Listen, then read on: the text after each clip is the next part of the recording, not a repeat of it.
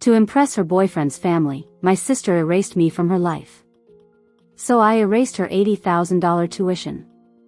Having you here listening to me means a lot. Watch until the end and let me know in the comments which city you're watching from. I'm really curious to see how far my story is reaching. I knew something was wrong the moment my sister's text messages became shorter and less frequent. We used to talk every day, but now I was lucky if Megan responded once a week. At first, I blamed it on her busy college schedule. But that Thursday evening, scrolling through Instagram, I discovered the truth that shattered my heart. There they were, dozens of photos from a surprise engagement party. Megan, my little sister, beaming in a champagne-colored dress next to her boyfriend Tyler. His parents, the prestigious Thorntons, hosting at their lakeside mansion. Friends I recognized. Even our distant cousin Amber had flown in from Seattle. Everyone knew. Everyone was invited. Everyone except me. My fingers trembled as I stared at my phone. I'd spoken to Megan just 3 days ago, and she hadn't mentioned anything about an engagement. I called her immediately, my heart pounding. "Hey Katie," she answered, her voice unnaturally casual. "What's up? You're engaged?" My voice cracked. "When were you going to tell me?" A pause. Then, "Oh. You saw the pictures." That was it. No apology. No explanation. Just acknowledgement that I discovered her secret. "I was going to tell you," she continued, unconvincingly. "Things have been hectic. Hectic enough to invite everyone but your own sister." I couldn't keep the hurt from my voice. "Amber flew in from Seattle, Megan." "Seattle." She sighed. I could picture her rolling her eyes, a habit she'd developed recently. "It wasn't my decision, okay? Mrs. Thornton organized everything. It was very particular about the guest list. And your only sister didn't make the cut?" Another pause. Then she lowered her voice. "Look, the Thorntons are really important people. Tyler's dad is on the hospital board. His mom chairs 3 charity foundations. They have a certain image to maintain." My stomach turned cold. "And I don't fit that image?" "You know what I mean, Katie. You work at a call center. You live in that tiny apartment. You're just different from their world." Every word felt like a knife. I had raised Megan since she was 12, after our parents died in that car crash. I was only 25 then, barely figuring out my own life. I'd given up everything, my dreams of college, my savings, potential relationships, all to make sure she had stability and opportunities. And now, at 35, I was being told I wasn't good enough to attend her engagement party. "I see," was all I could manage. "Don't be dramatic," Megan said sharply. "This isn't personal. It's just how these things work. You wouldn't understand." I wouldn't understand. Me, who had worked 3 jobs to put her through private high school. Who had stayed up countless nights helping with homework. Who was still paying $80,000 for her prestigious university education. "Congratulations on your engagement," I said flatly, and hung up. That night, I cried until my eyes burned. Not just for the betrayal, but for the realization that the sister I'd sacrificed everything for was ashamed of me. The next morning, the doorbell rang. I opened it to find a small envelope. Inside was an invitation to Megan and Tyler's wedding, 6 months away. A handwritten note was attached, family-only ceremony. Reception at Thornton Estate by separate invitation. Family-only ceremony. The words blurred through my tears. I was family for the small ceremony at the courthouse, but not good enough for the lavish reception at the Thornton Estate. Later that day, I received a text from Megan, "Thanks for understanding about yesterday. The Thorntons are covering most of the wedding expenses, so we have to respect their wishes. By the way, my tuition payment for next semester is due next week. $20,000. Same account as always. Love you." I stared at my phone in disbelief. She expected me to continue funding her education while she and the Thorntons decided I wasn't presentable enough for their social circle. The casual way she asked for money, as if it were her birthright, made something shift inside me. For 10 years, I'd been both sister and parent to Megan. I'd given up my youth to raise her. I'd emptied my savings account for her education. I'd celebrated every accomplishment, nursed every heartbreak, and stood by her through everything. And this was how she repaid me. That night, as I looked at my bank account, the direct deposit set up for Megan's tuition, housing, and monthly allowance, I realized something had to change. The $80,000 remaining for her final semesters suddenly felt like chains binding me to someone who no longer valued me. My phone buzzed with a text from Tyler's mother. "Dear, regarding the wedding seating, would you mind if we placed you at the family overflow table? It's just across from the kitchen entrance. The main family table is quite limited." Something inside me broke. I sat at my small kitchen table, staring at the photos spread before me. Pictures of Megan from every stage of her life. Her first day of school, me kneeling beside her, fixing her backpack. Her middle school graduation, my arm around her shoulders. Her high school prom, me helping pin flowers to her dress while she laughed. 10 years of sacrifices. 10 years of putting her first. All seemingly forgotten. I remembered the day our parents died. The police officer at our door, his hat in his hands. Me, 25 and terrified, signing guardianship papers with shaking hands. Megan, just 12, crying herself to sleep in my arms night after night.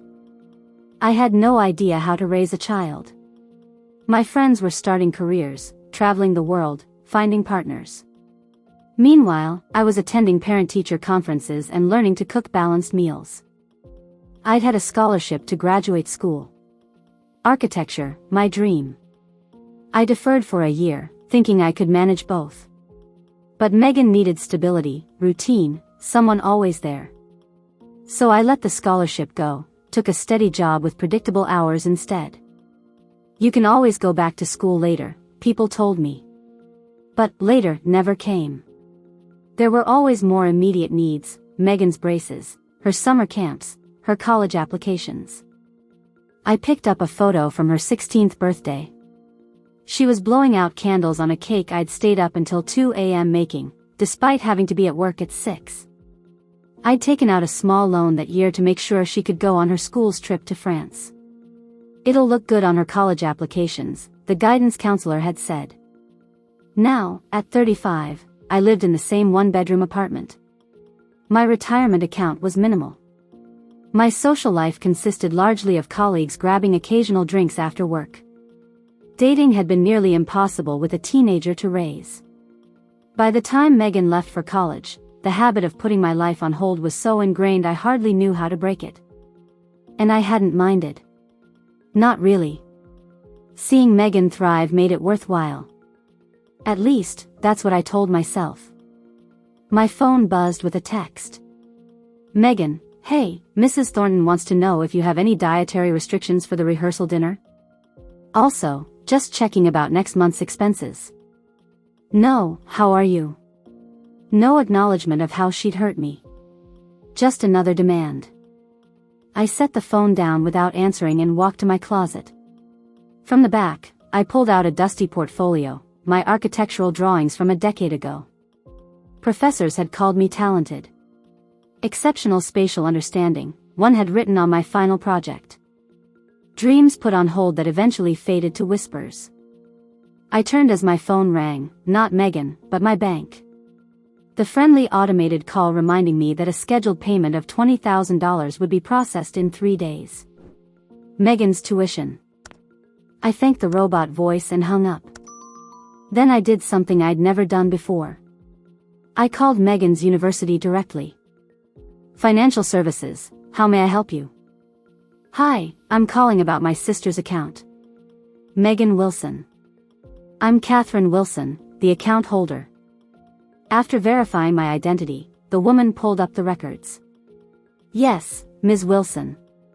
I see you've been making payments regularly since 2020. The remaining balance for completion is approximately $80,000 over the next 4 semesters. Can you tell me what those payments cover exactly? Of course. The standard tuition package, housing in Westview apartments, the premium meal plan, and the study abroad semester scheduled for next spring in Paris. I blinked. Paris? Yes, the business school's European immersion program. Very competitive. Only 20 students selected. Megan had never mentioned a study abroad program, let alone in Paris. And the Westview apartments, those are the new luxury units on campus, correct? Yes, the premium housing option. Single occupancy, private bathroom, kitchen facilities. I thanked the woman and hung up. My hands were shaking. When Megan first started college, we'd agreed she would live in standard dormitories. We'd planned her budget carefully together. Yet somehow, she'd upgraded to luxury housing without discussing it with me. And apparently added an expensive semester abroad. I opened her Instagram again, scrolling past the engagement photos to her everyday life. Designer clothes. Weekend trips with Tyler. Brunches at upscale restaurants. All while I wore the same winter coat for the 6th year running. While I calculated whether I could afford to fix my car's air conditioning or should just sweat through another summer. My phone rang again. Megan. Did you get my text? Mrs. Thornton needs to know about dietary restrictions. When were you going to tell me about Paris? I asked quietly. A pause. Oh. That. It's just a study opportunity. For business connections. A very expensive opportunity. It's important for my future. Her voice took on that superior tone she developed lately. The Thorntons think international experience is essential. Tyler's father did business school in London. The Thorntons, I repeated. Are they paying for this Paris semester? Well, no. That's what the tuition covers. The tuition I pay, you mean? She sighed dramatically. Why are you being so difficult? This is my education we're talking about. My future. And what about my future, Megan? Have you ever thought about that? What does that mean? I closed my eyes, suddenly exhausted. Nothing. I'll text Mrs. Thornton about the dinner. Thanks. And don't forget about next month's expenses. I need to put a deposit down for the apartment Tyler and I want after graduation. After I hung up, I sat in silence for a long time. Then I opened my laptop and logged into my bank account. The scheduled payments for Megan's tuition, housing, and monthly allowance stared back at me. $80,000 that would empty my savings and keep me working overtime for the next 2 years. $80,000 for someone who didn't even want me at her wedding reception. My finger hovered over the cancel button. For 10 years, I'd put Megan first without question. For 10 years, I'd believed that her success was my success too. But as I looked at those payment schedules, and then at the faded dreams in my architecture portfolio, something shifted inside me. Maybe it was time to put myself first. Just once. I didn't sleep that night. Every time I closed my eyes, I saw Megan's face, not as she was now, but as the frightened 12-year-old who'd clung to me after our parents' funeral. The girl who'd needed me completely. The girl I'd centered my entire life around. By morning, I'd made my decision. I wouldn't cancel her tuition payments yet. First, I needed to talk to her face to face. I texted her, "We need to talk. Coffee tomorrow?" Her response came hours later, kind of busy with wedding stuff. "Next week maybe?" I stared at my phone. "This is important, Megan. About your tuition." 3 dots appeared immediately. Tomorrow 2 p.m. Campus coffee shop. Money always got her attention. The next day, I arrived early at the sleek campus cafe.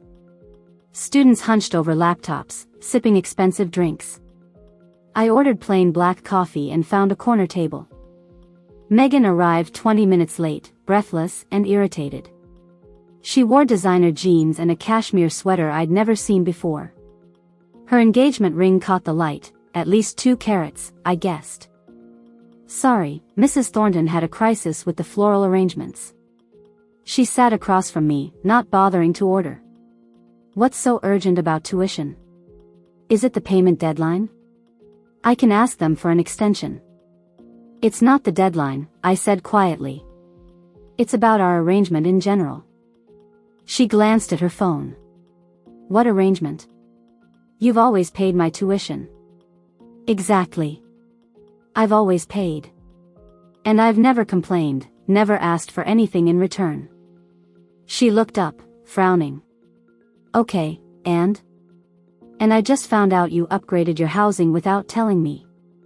And added a semester in Paris. She shrugged. It's what everyone in the business program does. Everyone whose parents can afford it, maybe. Well, you've never had an issue covering my expenses before. I took a deep breath. Megan, I work 60 hours a week to afford your education. I haven't taken a vacation in 10 years. I'm living in the same apartment we moved into after Mom and Dad died. She shifted uncomfortably. I know you work hard. And I appreciate it. I do.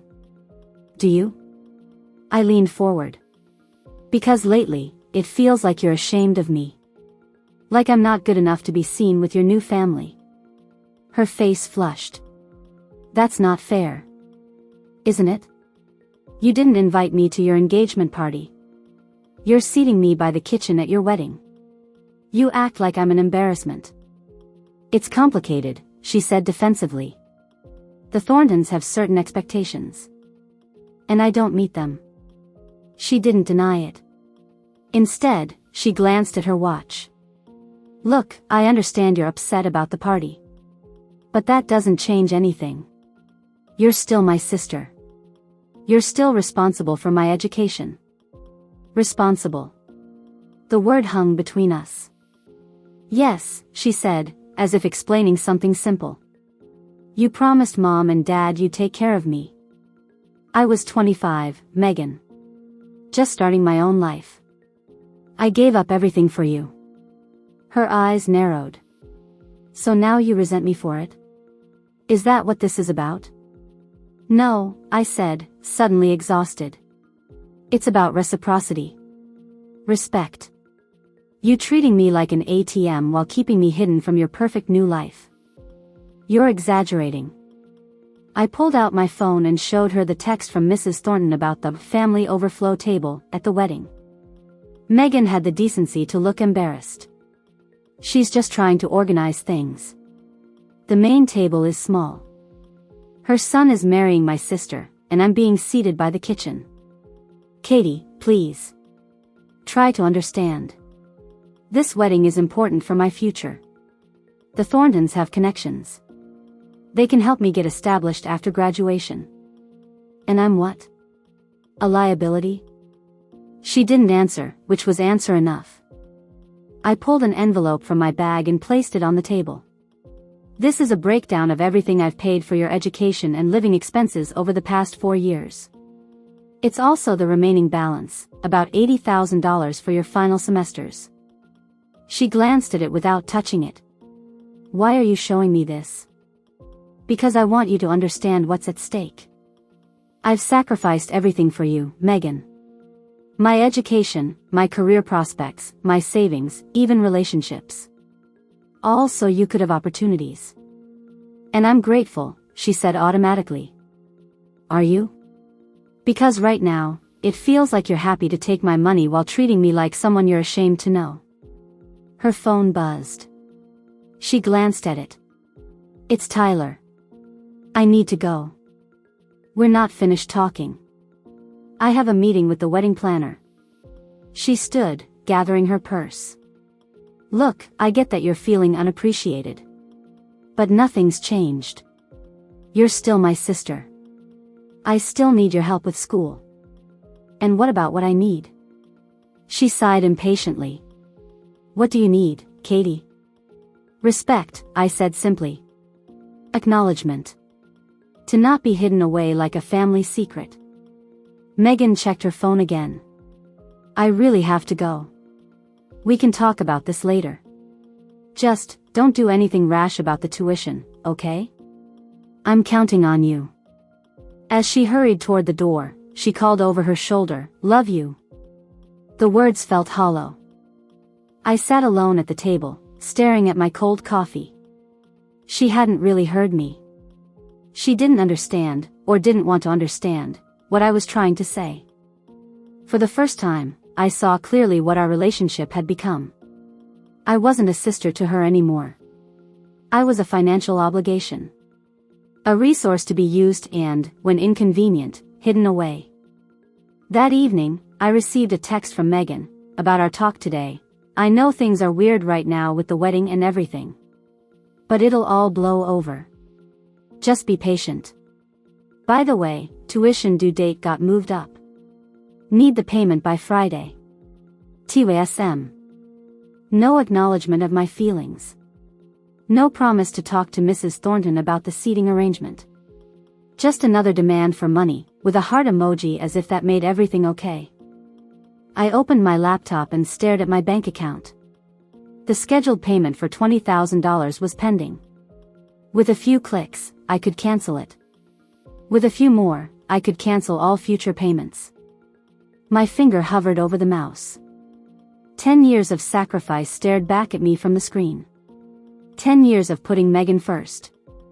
10 years of being both sister and parent. And for what? To be pushed aside the moment she found a shinier, more prestigious family to belong to? I thought about my faded dreams. The architecture career I'd abandoned. The retirement savings I didn't have. The life I'd put on hold. Maybe it was time to think about my future for a change. I clicked cancel payment. Canceling Megan's tuition payment was the hardest decision I'd ever made. My finger trembled as I confirmed the cancellation, and immediately afterward, a wave of anxiety washed over me. What had I done? Was I being petty? Vindictive? No, I reminded myself. This wasn't about revenge. It was about boundaries, something our relationship had always lacked. I needed to make it official. I opened a new email and began typing. Dear Megan. After much consideration, I've made the difficult decision to discontinue financial support for your education. I've canceled the pending tuition payment and will not be making any future payments. This isn't a decision I've made lightly or out of anger. For the past 10 years, I've put your needs above my own without hesitation or regret. I've given up opportunities, relationships, and financial security to ensure you had every advantage possible. Recently, however, it's become clear that our relationship has become unbalanced. While I continue to provide financial support, I'm being systematically excluded from important moments in your life and treated as though I'm not good enough to be associated with your new social circle. I understand the Thorntons have certain expectations and standards. But I expected you, of all people, to stand up for me, just as I've always stood up for you. I will always be your sister, and I will always love you. But I can no longer be your financial provider while being treated as an embarrassment.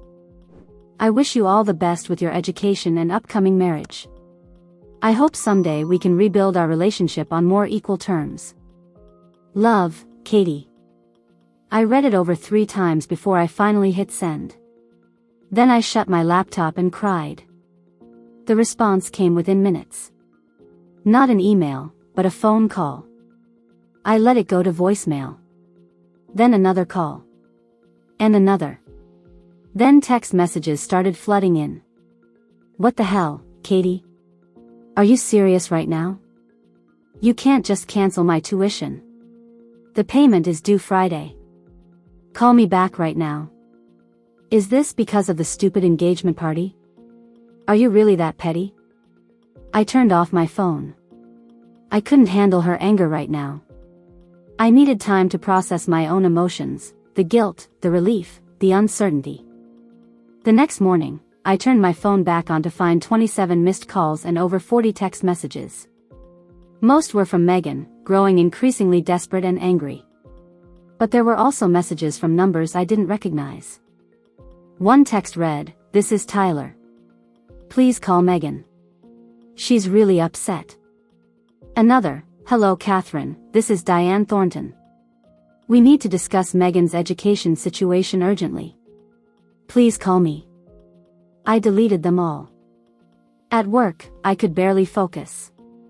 My desk phone rang at 11:30, the receptionist informing me that my sister was in the lobby, demanding to see me. I'm in a meeting, I lied. Tell her I can't come down. An hour later, my supervisor approached my desk. There's a young couple insisting they need to speak with you. The girl claims she's your sister. They're causing quite a scene. I closed my eyes briefly. I'll handle it. In the lobby stood Megan and Tyler. She looked like she hadn't slept, her eyes red and puffy. Tyler looked uncomfortable, shifting from foot to foot in his expensive loafers. Finally, Megan spat when she saw me. You couldn't answer your phone? This isn't the place for this conversation, I said quietly. Well, you didn't give me much choice, did you? Her voice rose, drawing glances from people passing through the lobby. Tyler touched her arm. Megan, maybe we should go somewhere private. I led them to a small conference room and closed the door. Megan exploded immediately. How could you do this to me? Do you have any idea what you've done? The university won't let me register for classes. They're threatening to cancel my housing contract. Everything I've worked for is falling apart. Everything you've worked for? The words came out before I could stop them. Yes. Do you think it's easy maintaining a 4.0? Getting into the Paris program? I've worked my ass off. And who paid for it all? Who made it possible? She waved dismissively. That's what family does. You don't hold family hostage. Hostage? I kept my voice level. Is that what you think this is? What else would you call it? You're using money to punish me. I'm establishing boundaries, Megan. There's a difference. Tyler cleared his throat. Look, I understand there's been some miscommunication between you two. But surely we can work something out? Megan's future is at stake here. I turned to him. Has Megan told you how I raised her after our parents died? How I gave up my education to support hers? How I've worked overtime for years to pay for her tuition? He shifted uncomfortably. She mentioned you've been very supportive. Supportive. I laughed without humor. And did she tell you I wasn't invited to your engagement party? That your mother is seating me by the kitchen at your wedding? His eyes widened slightly. He turned to Megan. You told me your sister couldn't make it to the engagement party. And I don't know anything about the seating arrangements. Megan flushed. That's not important right now. What's important is that Katie is trying to ruin my life over some perceived slight. It's not perceived, Megan. You've been deliberately excluding me because you're embarrassed by me. Because I don't fit into your new upscale world. That's not true. Isn't it? Then why hide me? Why seat me away from the family at your wedding? She had no answer. I turned back to Tyler. I'm not trying to ruin anyone's life. I'm simply no longer willing to finance my own exclusion. There must be a compromise, he insisted. Maybe my parents could help with the tuition temporarily, until you two work things out? Megan brightened. Yes. That's a great idea. No, I said firmly. This isn't just about money. It's about respect. About being treated like family, not like an ATM. Megan's face crumpled. Please, Katie. Don't do this. I need you. For a moment, I saw that 12-year-old girl again, frightened, vulnerable, needing me to make everything okay. But then I remembered our conversation at the coffee shop. Her dismissal of my feelings. Her priorities. No, Megan. You need my money. There's a difference. Tyler placed his hand on Megan's shoulder. Maybe we should go. Give everyone some time to cool down. As they turned to leave, Megan paused at the door. I hope you're happy. You've ruined everything." After they left, I sat alone in the conference room, shaking. Had I done the right thing? Was I being cruel? But then I remembered the years of sacrifice. The dreams deferred. The constant giving without receiving even basic respect in return. No, I hadn't ruined everything. I'd finally stood up for myself. For the first time in 10 years, I'd put my own needs first. And despite the guilt and uncertainty, it felt right. That evening, I received an email from Megan's university, confirming the cancellation of automatic payments. At the bottom was a note: "Student has been notified of non-payment status and potential disenrollment if alternative payment arrangements are not made within 14 days. The finality of it hit me hard. This was real. I had actually done it. My phone rang, Mrs. Thornton again. This time, I answered. "Catherine, we need to discuss this situation with Megan's tuition immediately." Her voice was crisp, authoritative, accustomed to being obeyed. "There's nothing to discuss," I replied calmly. "I'm no longer paying for Megan's education. This is unacceptable. You're her guardian. She's 22. I'm her sister, not her guardian. And my financial support was always voluntary, not obligatory." "Well," she huffed, "this tantrum over a party invitation is childish and destructive." I took a deep breath. "Mrs. Thornton, with all due respect, you don't know me or my relationship with Megan. This isn't about a party. It's about years of sacrifice followed by deliberate exclusion. I don't see." "No, you don't. And that's precisely the problem. Goodbye, Mrs. Thornton." I hung up, feeling lighter than I had in years. 2 weeks passed. I went to work, came home, and tried to ignore the persistent knot in my stomach. Megan hadn't contacted me since our confrontation in the conference room. Neither had the Thorntons. The silence was both a relief and a torment. I kept checking my email and voicemail, half expecting the university to contact me, pleading Megan's case. Nothing came. Then, on a rainy Thursday afternoon, my doorbell rang. I opened the door to find Megan standing there alone, soaking wet. No designer clothes this time.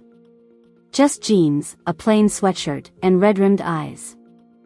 "Can I come in?" she asked quietly.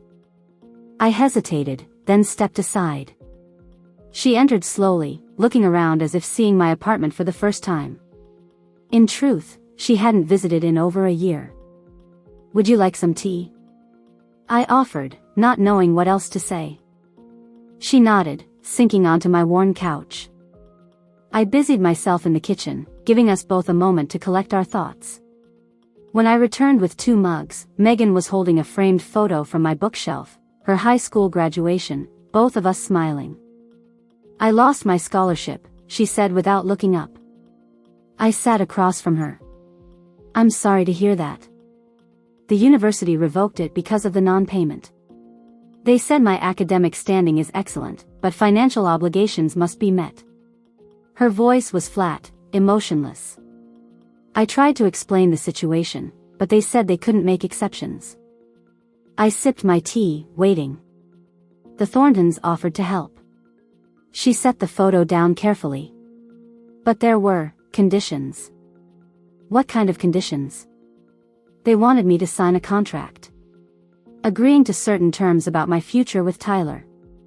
Where we'd live after graduation. When we'd have children. Even what I'd be allowed to do career-wise. She laughed bitterly. "Mrs. Thornton thinks women should work no more than part-time once they're married. Appearances, you know." I couldn't hide my surprise. "And what did you say?" I told them I needed time to think. She finally looked at me, her eyes tired. Then I found out more. Tyler has always had these agreements with his parents. About his education, his career path, even who he could date. They micromanage every aspect of his life. And they expected the same from you.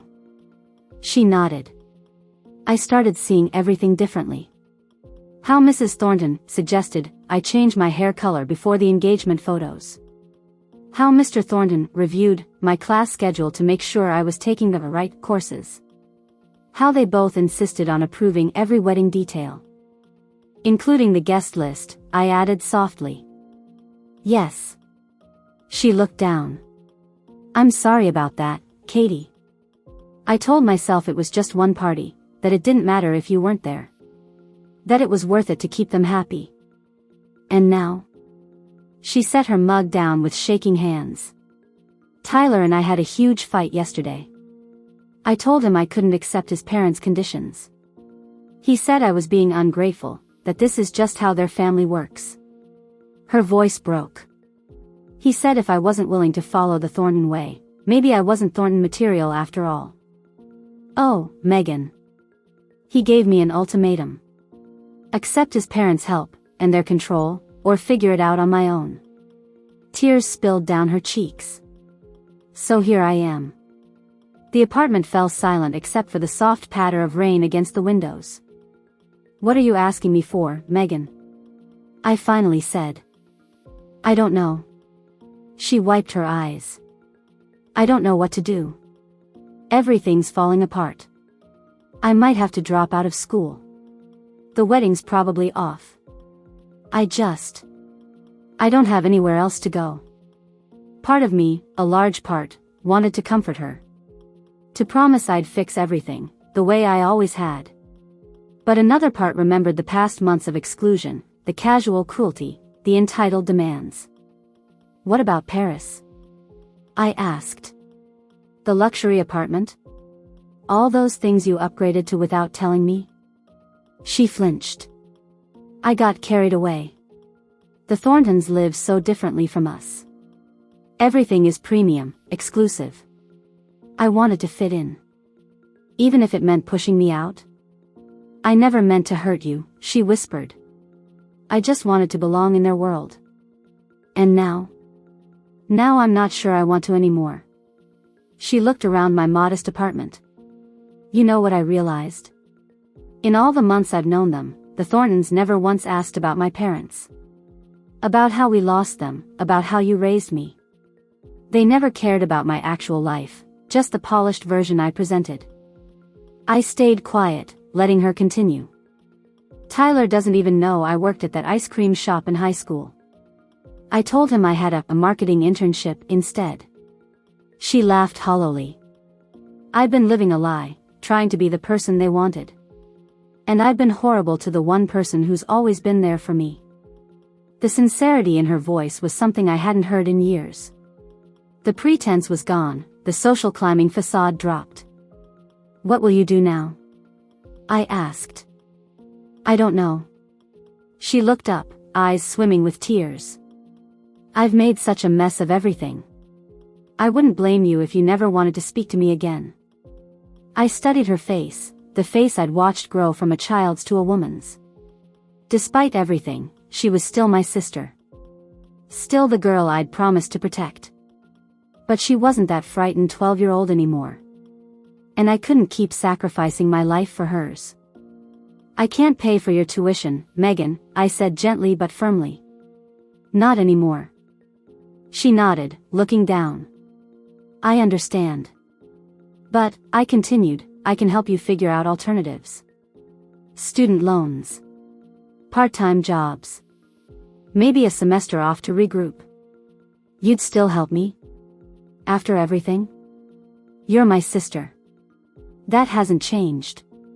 I reached across and took her hand. But our relationship needs to change.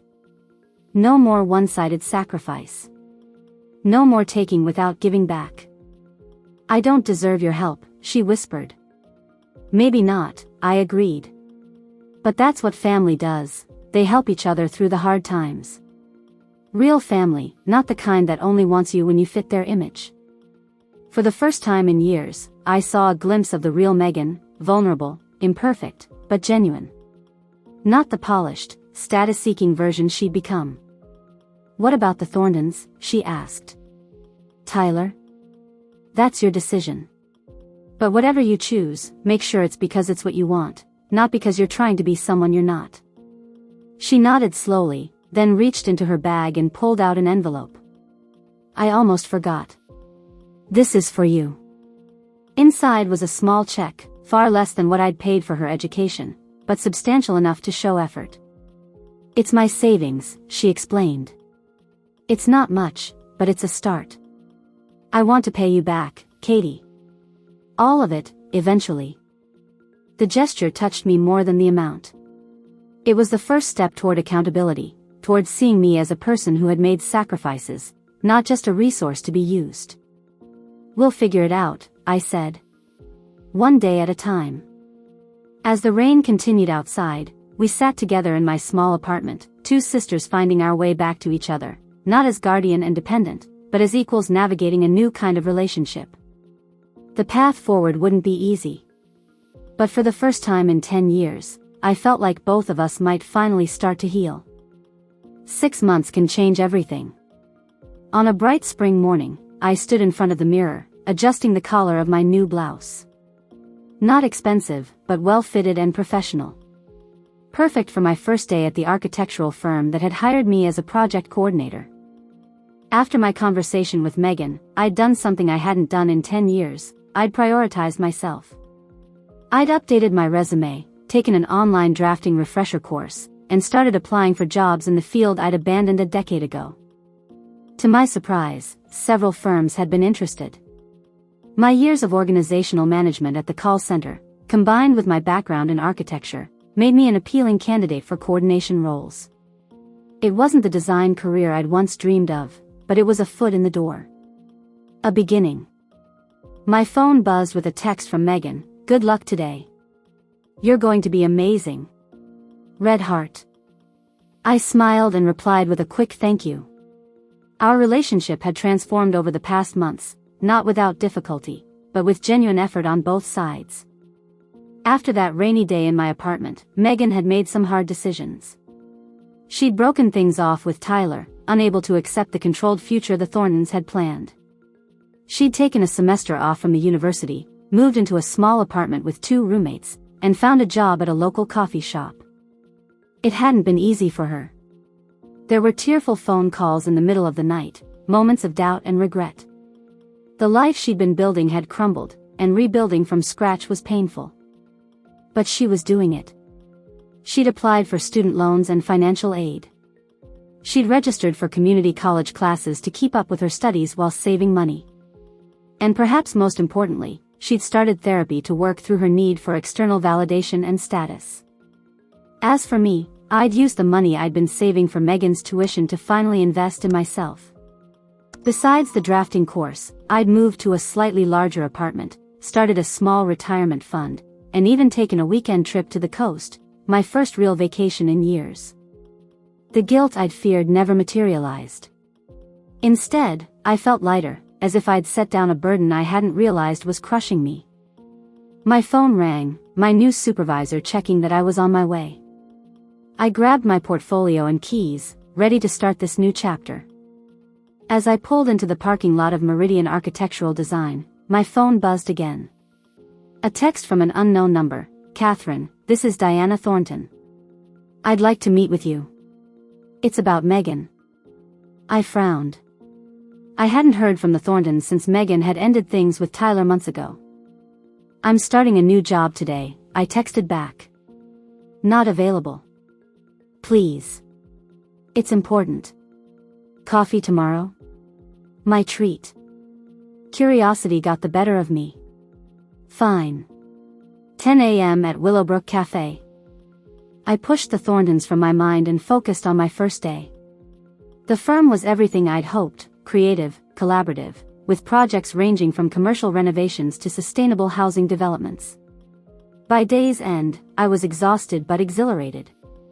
This was the world I'd stepped away from a decade ago, and it felt right to be back. The next morning, I arrived at the cafe to find Diana Thornton already seated at a corner table, elegant as ever in a tailored pantsuit. "Catherine," she nodded as I sat. "Thank you for coming." "What's this about, Mrs. Thornton?" I asked, keeping my tone neutral. She sighed, age showing briefly in the lines around her eyes. "I'll be direct. Tyler is miserable without Megan. He's not eating properly, His work is suffering. We're concerned. I'm sorry to hear that, but I'm not sure what this has to do with me. We'd like you to talk to Megan. Convince her to reconsider. I stared at her. Excuse me? The situation got out of hand, she admitted. We may have been overbearing with our expectations. But surely the relationship can be salvaged? Mrs. Thornton, Megan makes her own decisions. I don't control her life.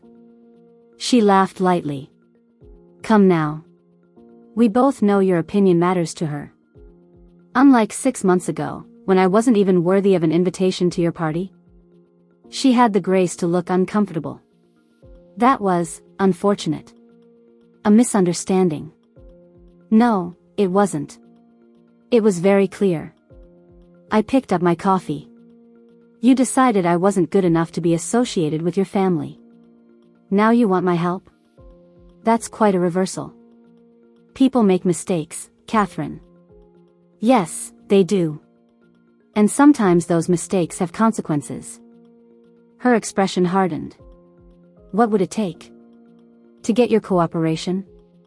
This isn't a negotiation, Mrs. Thornton. I'm not going to persuade Megan to do anything. If Tyler wants to speak with her, he can reach out himself. He has. She won't return his calls. Then perhaps that's your answer. She leaned forward. Is this about money? Because we'd be willing to. Stop. I set my cup down firmly. 6 months ago, your family treated me like I was beneath you. Now you're offering to buy my influence? You still don't get it. What don't I get? That some things aren't transactional. That relationships should be based on mutual respect, not what someone can do for you. She sat back, studying me. You've changed. No, Mrs. Thornton. I've simply stopped accepting less than I deserve. As I left the cafe, I felt a sense of closure. The Thorntons had held such power in my mind, representing all I wasn't, all I couldn't provide for Megan. Now they seemed smaller somehow. Just people who'd made poor choices and were facing the consequences. That evening, Megan came over for our weekly dinner. She looked healthier than she had in months, less polished, perhaps, with her hair in a simple ponytail and minimal makeup, but her eyes were clear, her smile genuine. How was the first week at the new job? She asked, helping me chop vegetables for a stir-fry. Challenging. Exciting. Exactly what I needed. I hesitated, then added, I saw Diana Thornton today. Her hands stilled. What did she want? To ask me to convince you to take Tyler back. And what did you say? That you make your own decisions. She nodded slowly. Tyler's called me a few times. Left messages. Do you want to call him back? She considered this. Sometimes I think about it. It would be easier, in some ways.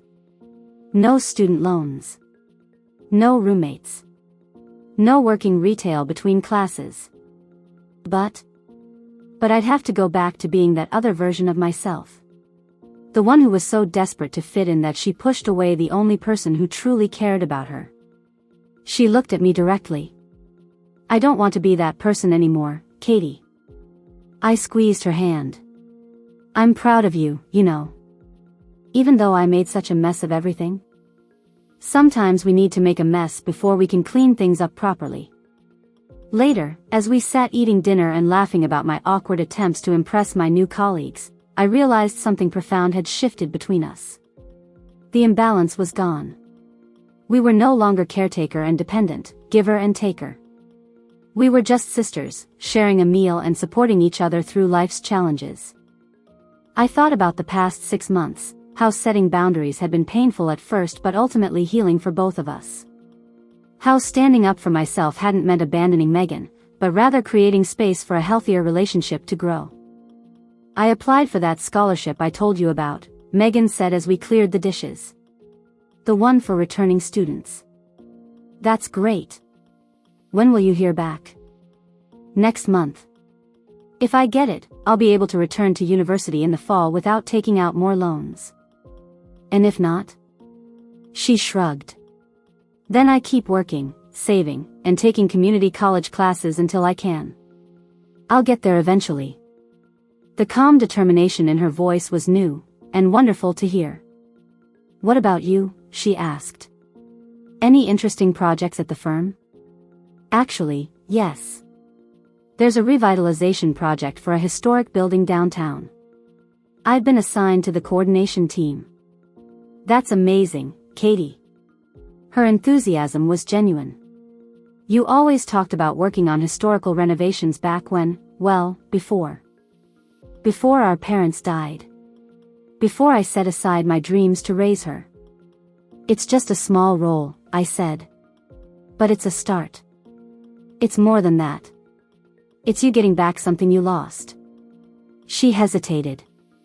Something I took from you. We can't change the past, Megan. No, but we can acknowledge it. And do better going forward. As she left that night, she hugged me tightly. Thank you, she whispered, for not giving up on me. Even when I deserved it. I watched her drive away, feeling a profound sense of peace. The $80,000 I'd withheld had never been about the money. It had been about standing up for myself, about refusing to be erased from my sister's life while still being used for what I could provide.